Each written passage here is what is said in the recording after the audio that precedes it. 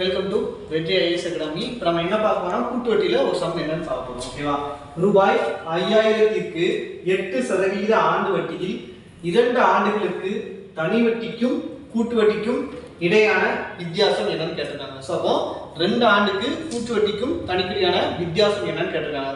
So அப்போ 2 வருஷம் அப்படின்னு கொடுத்துட்டாலே டிஃபரன்ஸ் கண்டுபிடிக்கிற ஃபார்முலா என்ன அப்படின்னா B equal to P of R by 100 whole power 2 அப்படின்னு வரும். ஸோ அப்படியே சப்ஸ்டிட் பண்ணுமா? இந்த B வந்து என்ன கொடுத்துருக்காங்க, அசல் வந்து எவ்வளோ 5000மா.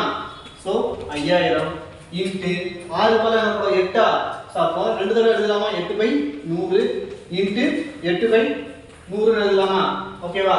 ஏன்னா இதை வந்து என்னது அப்படியே ஸ்குவாட் பண்ணி போகிறோட தனித்தனியாக, ஏன்னா நான் வகுக்க தான் போகிறோம். வகுக்கமாக போகும்போது அதை சிம்பிளாக எப்படி வகுக்கலாம் அப்படின்னா இப்படி தனித்தனியாக பிரிச்சுருந்தா மட்டும் வகுக்க முடியும். அப்படி பண்ணும்போது என்ன ஆகும், இங்கே 2 0க்கு 2 0 கேன்சல். அதே மாதிரி ஒரு 0க்கு ஒரு 0 கேன்சல்.